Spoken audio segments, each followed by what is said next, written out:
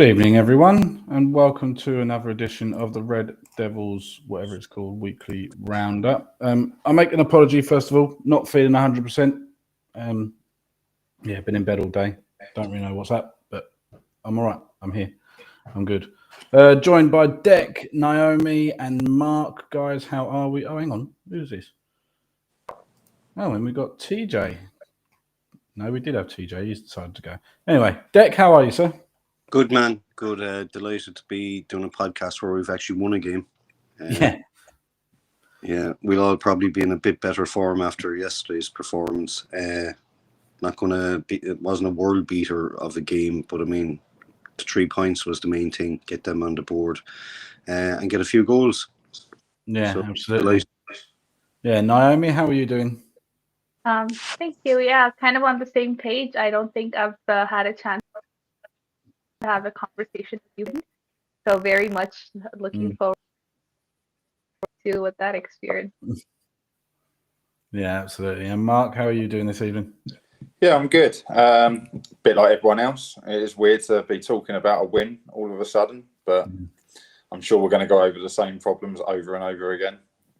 Yeah, absolutely. Yeah, I fell asleep at half-time yesterday, and I just assumed when I woke up that we'd lost. So it was quite a happy feeling to wake up and find out we won. So there we are. I'll come to you first, Dan. What did you make of the overall performance? I've watched the highlights, so I didn't see the game itself. But what did you make of the overall performance, and who sort of stood out for you? I thought we were very unlucky to go down at half time. Looked say Dilic on the pitch, but why the physios and medics didn't stop the bleeding on the cut on the first attempt, not the third attempt, I don't.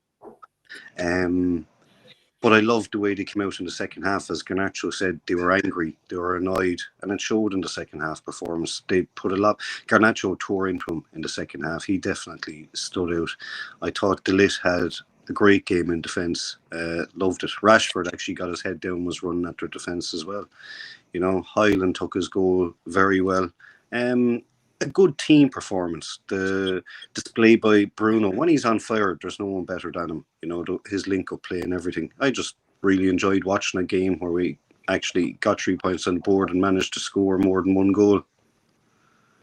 Yeah, it did seem like the overpouring outcome of the corner we conceded, and sort of the referee sort of was asking Dilic to get off the pitch and then not giving him a chance to get back on, or delaying and then to concede from that. I mean, there's no way of knowing that if we would have conceded anyway with him on, because he might not have been the man marking him. But Naomi, what did you think of the overall performance? On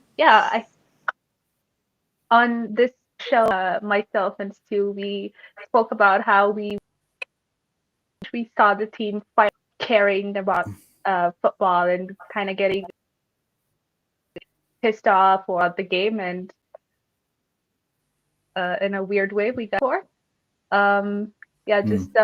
Going off of that, like it was very like weird to see how the last few minutes of the halftime played out.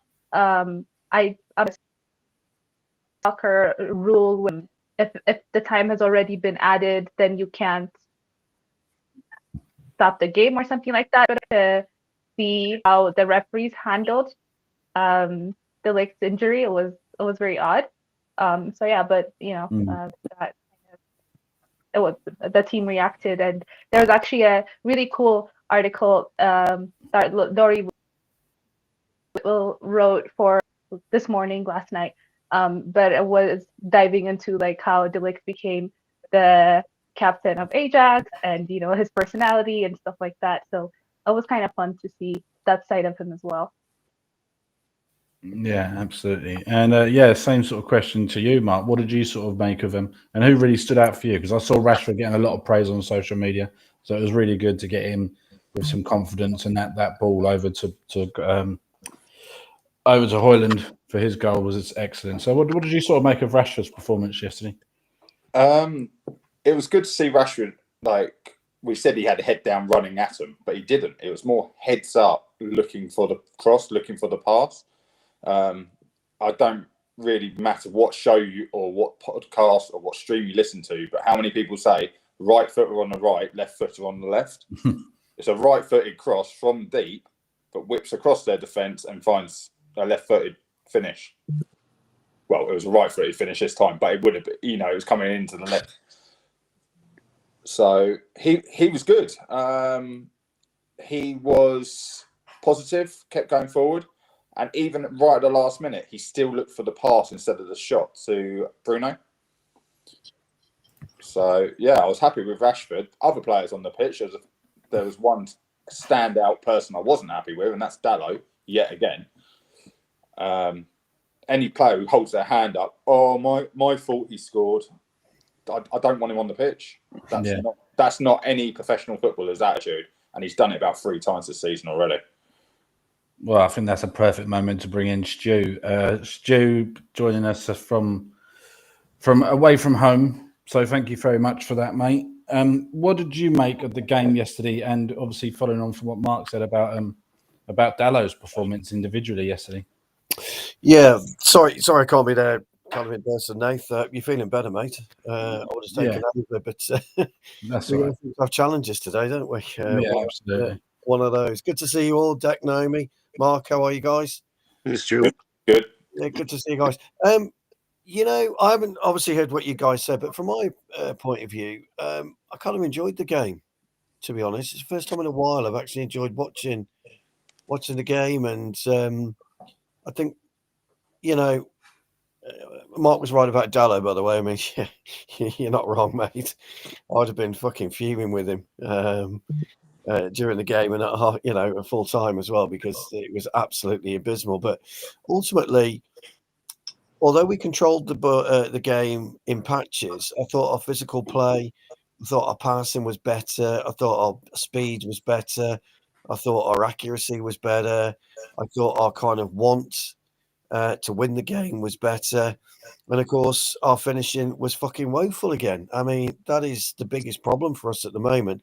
I think actually getting from A to B, so to speak, it isn't so much of the issue now, but our overall finishing or lack of finishing was really bad.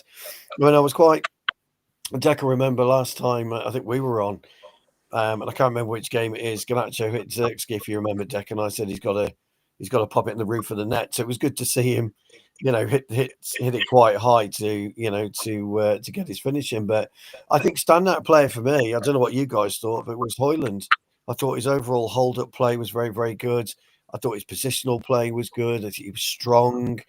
He was aggressive, and I quite liked what he brought to the game. So interesting to see Eriksen still performing at a good level. So all in all, as I say, I've just kind of like jumped on and heard Mark's kind of last bits. I was quite pleased with it, really. Where that takes us moving forward, though, I don't know. I think it's still a bit up in the air, isn't it, in terms of where we can progress to. But when you look at the league, though, 2 wins and a couple of losses and around us, we go from 11th to maybe 6th, maybe 7th. So I think we're in quite a decent position, strange as it seems, for only 7 games in.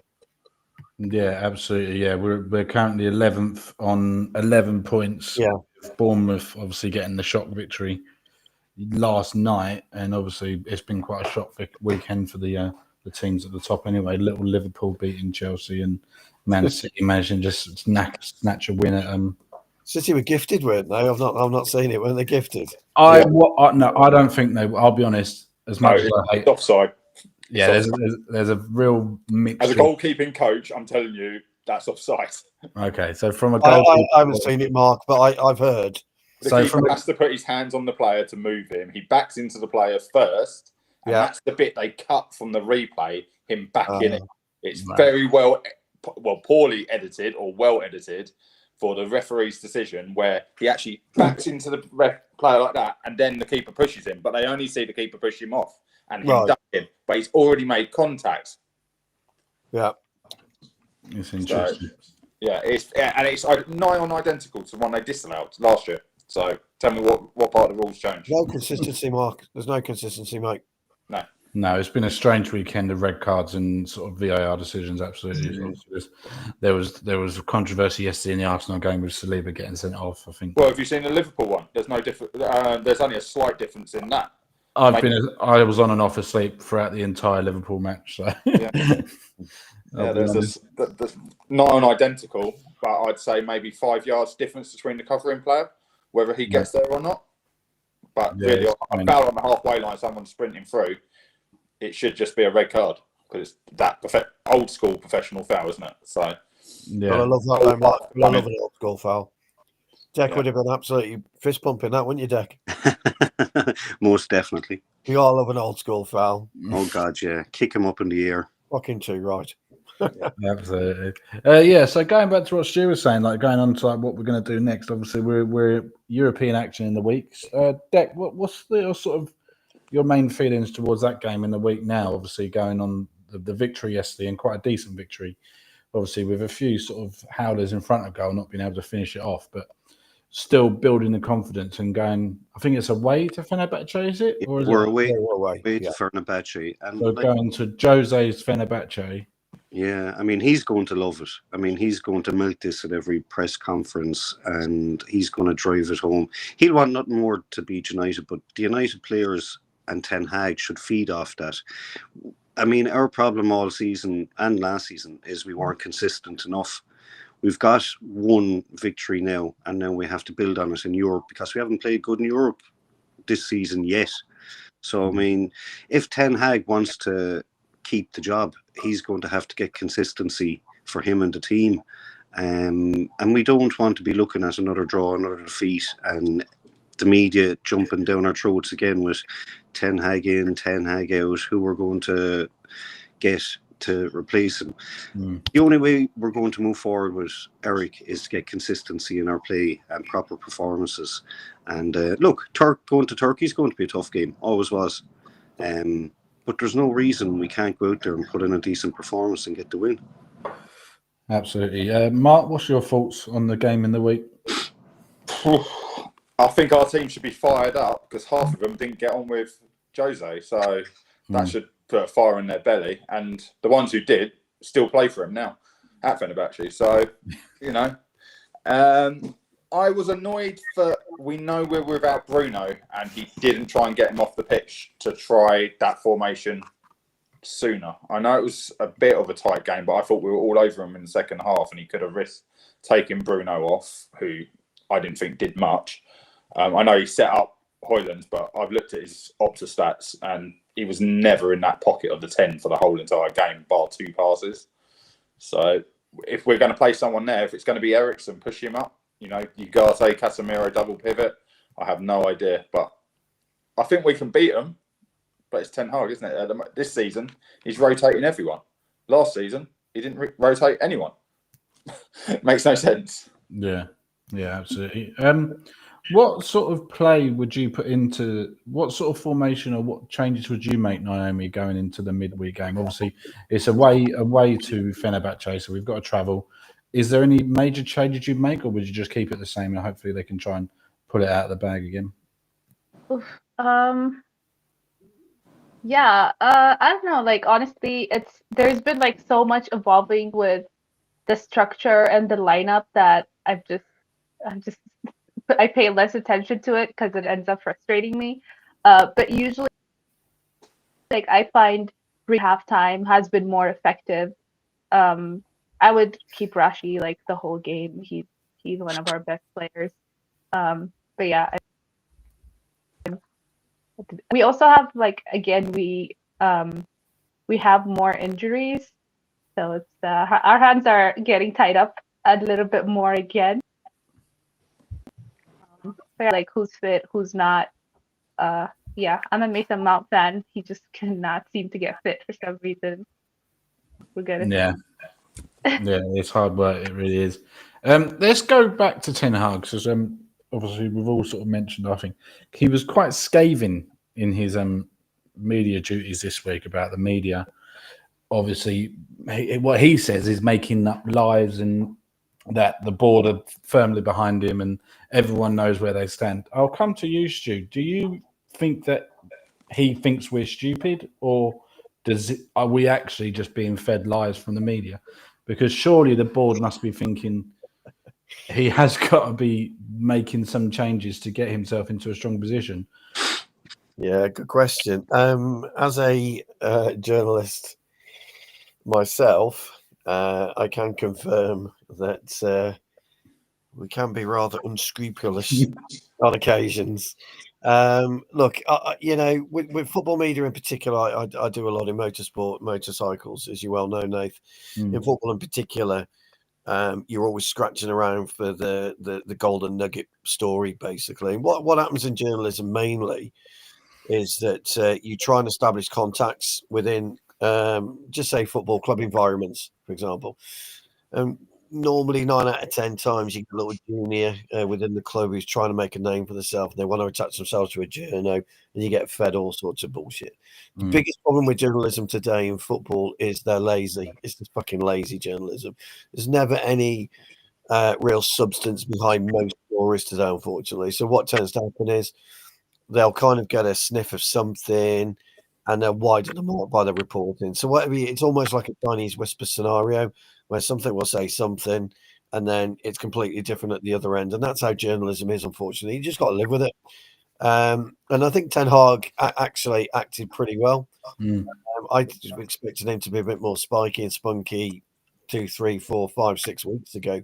The biggest problem that fans have got, and we really need to understand this, and we really it needs to hit home to a lot of our fans, is the guy's under contract. We don't need to say fuck all. The club hasn't got to say a word. He's under contract. So certainly with international football, because it's so boring, you've got to fill columns, and Manchester United fills columns. And that's really, unfortunately, Nath, what journalism is all about. I hate to say it, but it just is. I mean, in Deck's line of work, you'll get whispers all the time, won't you, Deck? And half of it's bollocks, isn't it? The story will start on one side of the town, and by the time it gets to the other town, Exactly. there were 16 people involved, and it just makes no sense. But I mean, that's the problem with Manchester United. No one's going to tell a story with the board back Eric Ten Hag, and he's going to be kept there. That's not going to sell, and no journalist is ever going to report on that. Exactly right. And it may have been fed. So that's really what's happening in the world of journalism, Nath, unfortunately. But one thing I'll just add to the question you asked Naomi and Mark, and then I'm sure Deck will have his opinion. He's got a couple of choices to make, in my humble opinion.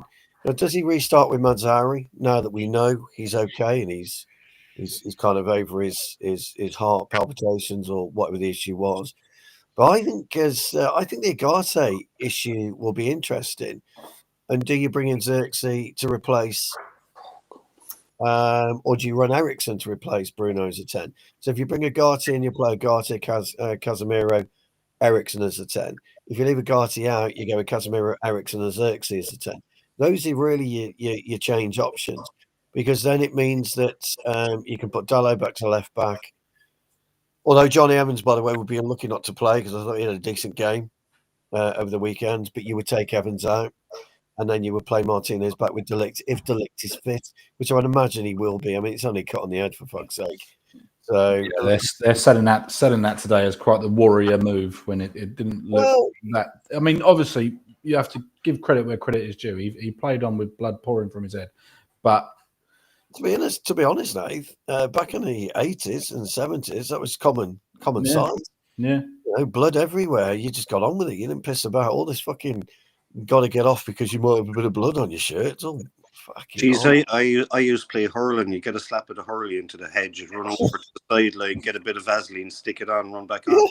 Yeah, you can just glue it, super glue now, can't you? You glue it. So I would imagine he'll be fit to play, obviously patched up. So I think if we can get De Ligt and Martinez back, although Martinez has got to pull his finger out, he's not had a brilliant start to the season. And then I think Xerxes will balance Højlund a bit more as well. So that's what I would do anyway.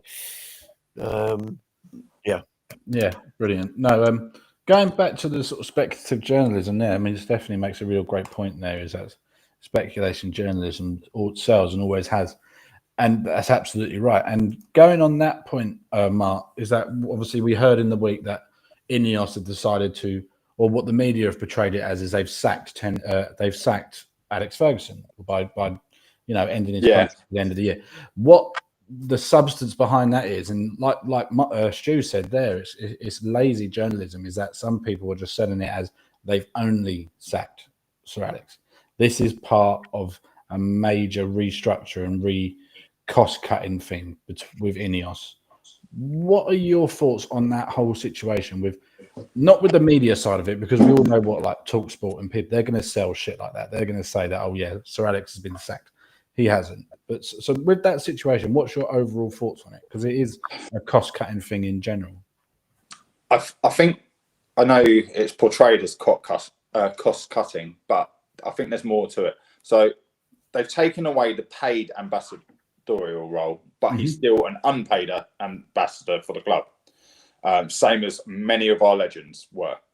But the thing that struck me the most, I didn't think that much of it. I was like, well, I get why they don't want him in the change room. I get why they don't want him in the board, because they're trying to create something new. And when you've got literally the god of English football in Sir Alex Ferguson, you think we've only got like Shankly, Paisley, Ferguson. There's only a handful of people you can count between your two hands who everyone refer to in British football. Yeah. So I can understand if you're trying to build something, sometimes you need to knock it down to build it again. But I don't think he took it well, because he wasn't at a United game. He went to the Aberdeen Celtic game. And he's been at every game up until then. So as soon as he's taken off, does that mean he hasn't even got his ticket? From what I could read and what I worked out is that, like you say, it's an unpaid ambassadorial role that he's now going into, and he still has a spot on not so much on the board, so he's not in the boardroom making decisions and sort of stuff like that, but he is on a form of sort of ambassadorial board, if you will. Yeah. And he has still got his ticket, and he's been told that he can attend as many games as you like. It was a weird timing for me personally, because really weird timing. It was a really strange timing, because the next couple of days after that is that he's then an interview released with, I don't know if any of you guys saw it, with Sir Alistair McCoist. Yeah. As much as he might be a Chelsea legend and stuff like that, I think he's a fucking awesome guy. I fucking love Ally McCoist. And the interview was it wasn't really that, I don't know if you guys have seen it, Dec, I'll come to you, but the interview itself was quite tame, because it felt like Ali or TNT Sports, who run the interview, they were sort of told not to tread. They were told to tread lightly. Okay. It seemed really like, oh, we're just going to get your thoughts on things that we've already sort of heard about. Like we've obviously heard in the Sir Alex documentary on Amazon, and if you've read his book, it's all stuff that we've sort of heard about before. So it was sort of a strange timing to have sort of like this news breakout that he was. Well, let's be honest, he's not skint. £2 million a year obviously would have helped, but he's not a skint man. He's still going to make money in other ways. But yeah, I don't know how you felt about the situation of him sort of losing that contract. Yeah, I'd like to chime in a little bit on this, if that's okay. Please. It a lot. Yeah. So I read the news I think as soon as it broke earlier in the week. And the first thing I thought about was, okay, so first they sacked, and now they're just like going down and keep doing that wherever they can. In another fantastic The Athletic article, they compared like how much his wages actually compared to like United's total annual revenue, and kind of what that, I think it comes out to like 2.8 million a year. And one of the comparisons that was made was that it was a fraction of Anthony's transfer fee, and that Alex Ferguson has a club than Anthony. And I thought that was just funny, So like, yeah, average Joes like myself, yeah, you're like, okay, like that's a lot in terms of how they business, the minute amount, and it does more to damage like their reputation it does to contribute in any way, in my opinion. And it also extends to what they did to their employees. I feel like we haven't even talked about that enough. Got rid of 250 employees from their payroll, and we can sugarcoat it however we want, but like you laid off people who have dedicated their lives to you. So yeah, it's kind of like a bigger problem of how they're looking at cost cutting. Everything they've done to look at cost cutting so far has annoyed me in some extent. First it's the stadium, then it's the staff, and now it's I just thought it was a little called for. And they also want to keep him as an unpaid ambassador. So you still want the services, you still want the glory. Like when we won the Carabao United, to see him in the tunnel, and that's media dollars. So you still want to generate that, but you don't want to pay for it. It's typical. Yeah, it's great news for TV broadcasters and producers all over the place that you can still get the image of Sir Alex in the stand. Otherwise, I don't know what they would record or film at the games, because obviously the games haven't been that impressive. Let's talk about Ten Hag a little bit more. So obviously before the international break, we were all sort of there was a lot of division, a lot of divide, a lot of fans sort of calling for his head. Not probably match-going fans, but there was social media outrage from a lot of people. Let's go through us one by one and sort of say, I personally, I was always sort of on the fence with it. I still think he is the right man to take us forward, in a sense that there is a sort of element of discipline that's sort of coming through. Obviously, yesterday it looked like he had a bit more of a spring in his step. It looked like he was a bit more up for it.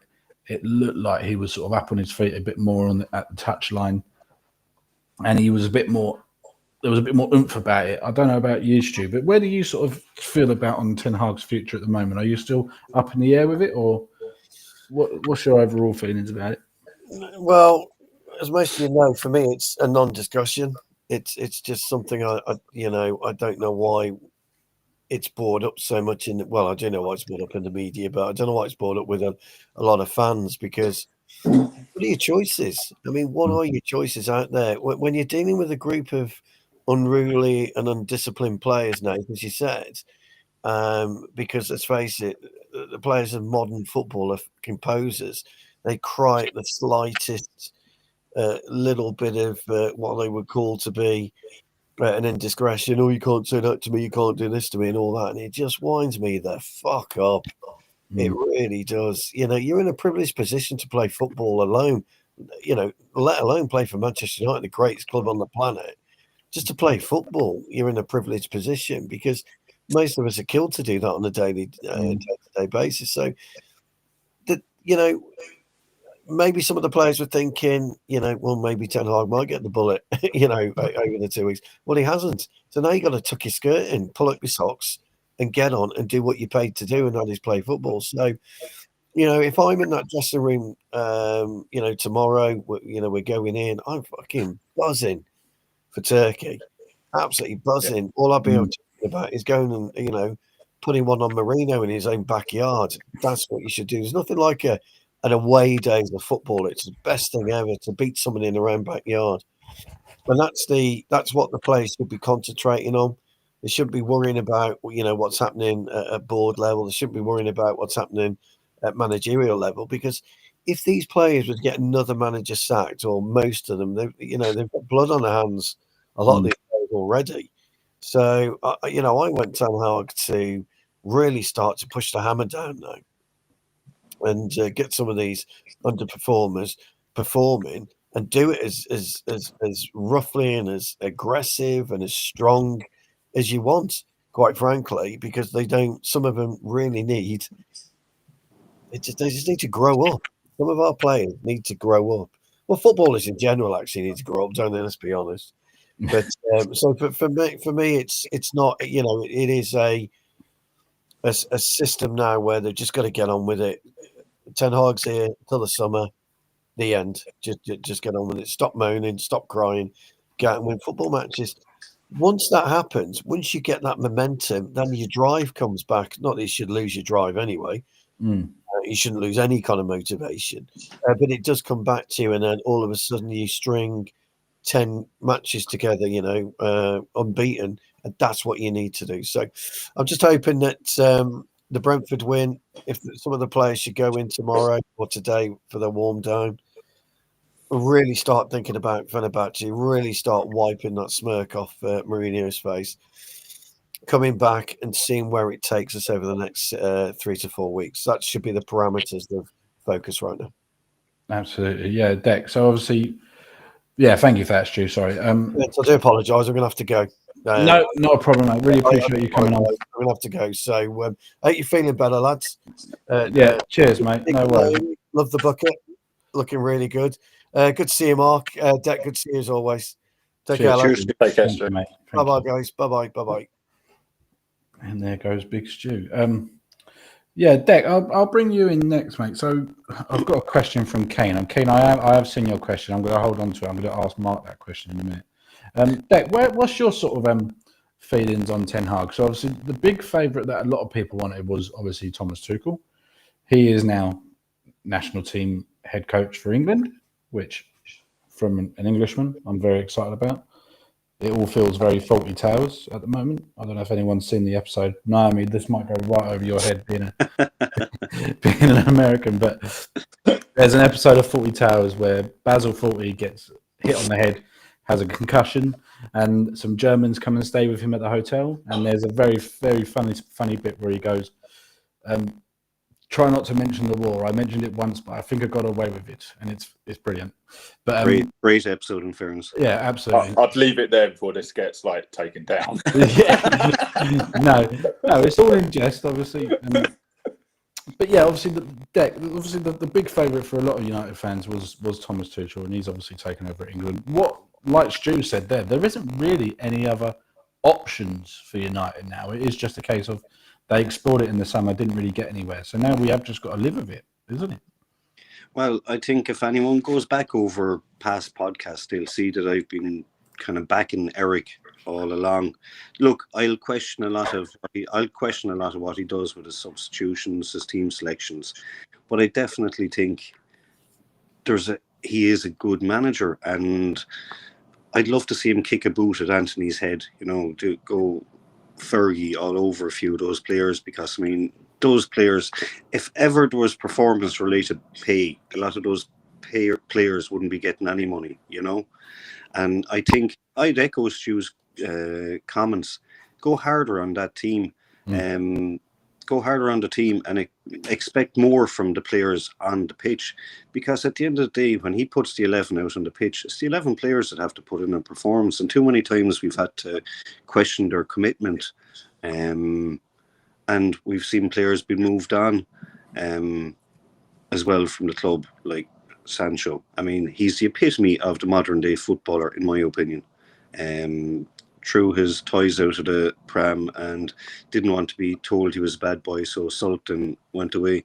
They're the type of players we don't want at Old Trafford. I definitely think, well, Eric's definitely there till the summer anyway. So this is like a new job interview for him. There's no one going to be coming in January. Ineos aren't going to take a hit on the compensation if Eric was to go. But there is no one else out there at the moment. And as one of the lads said there, Frank failed his job interview yesterday, So, I mean, it's time to get behind the manager and demand more of the players on the pitch. Yeah, absolutely. Mark, I'm going to bring this question to you. So this is what Keane put in the chat. Are we concerned that we paid nearly 60 million for Ugarte, and it seems like he's fourth choice behind mainly Eriksen and Casemiro? Keane's got a great point there. Like, what was the point in chasing a player all summer for him not really to get a look in? Because that's what Manchester United do. I didn't want Ugarte. Why would PSG sell us a good player? That's my first fact. I wanted Edison from Atalanta. He had a buyout clause early on.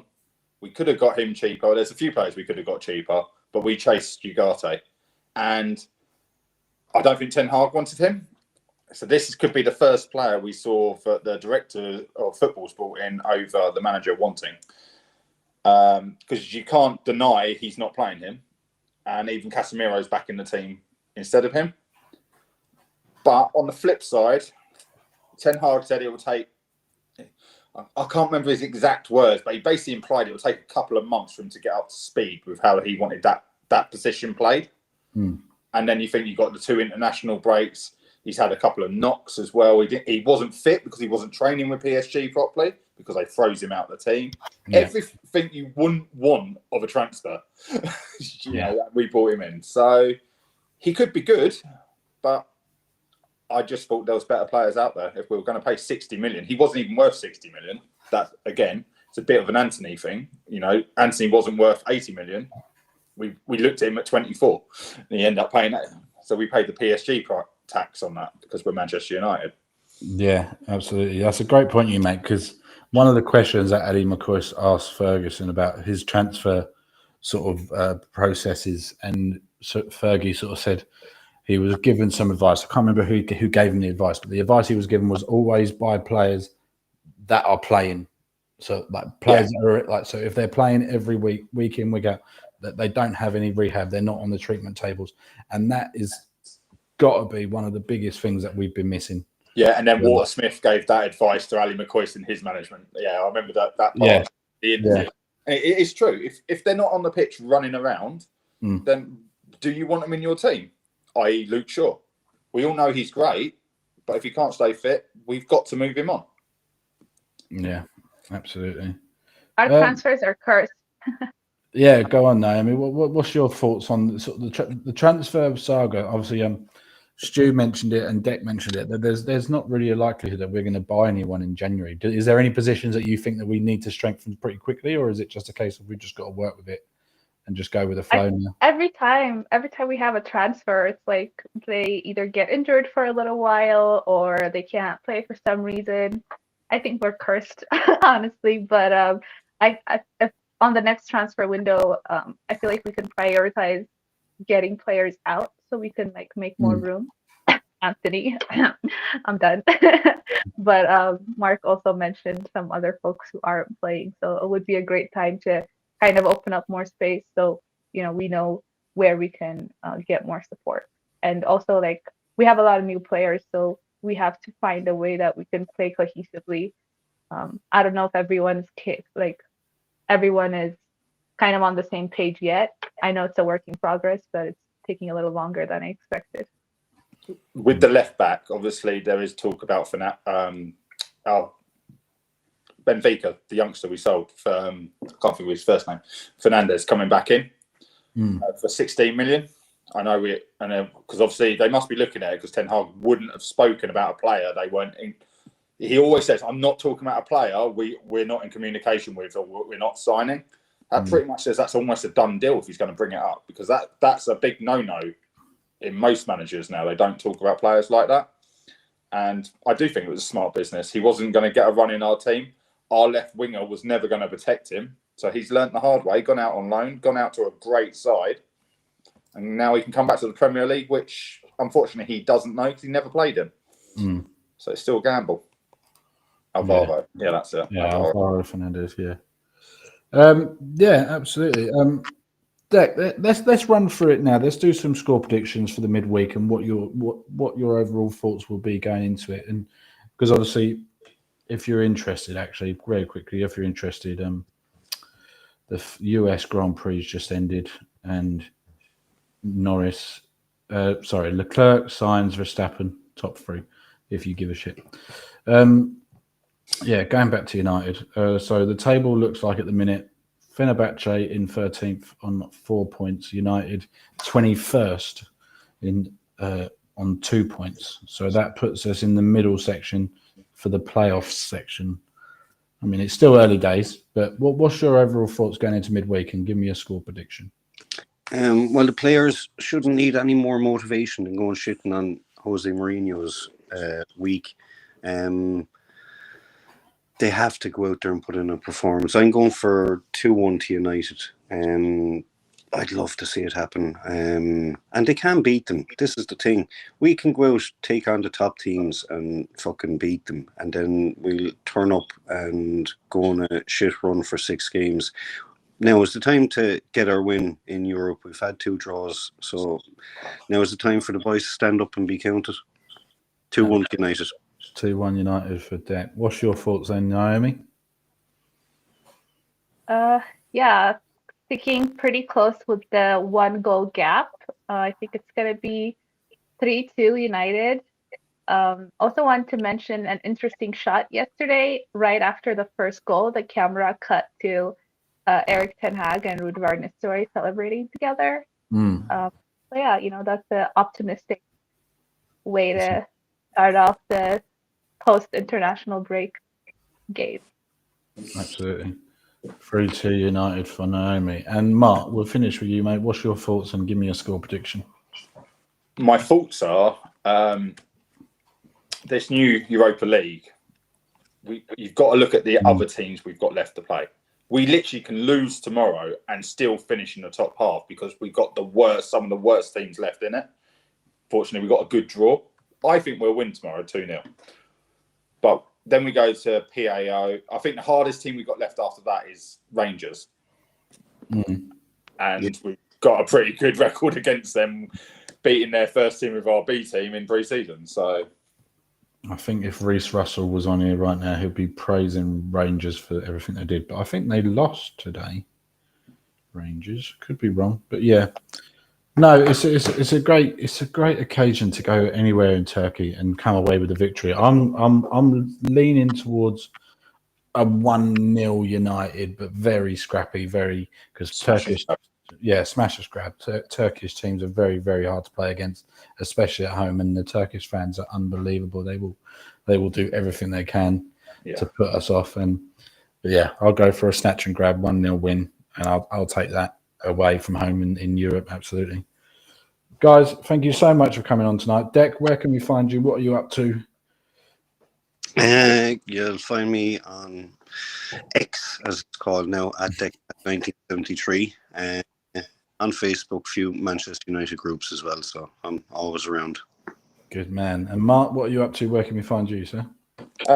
You'll find me floating around multiple United channels, normally in the chats and that. I'm not one really to put myself out just because my coaching roles, it tends to come back and bite you in the butt.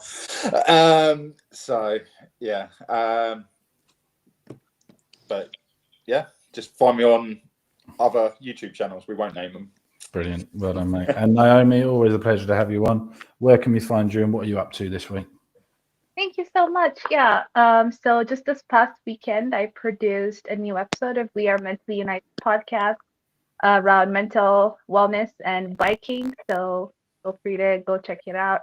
And I'm on X at HRH_Naomi and on Instagram _TV.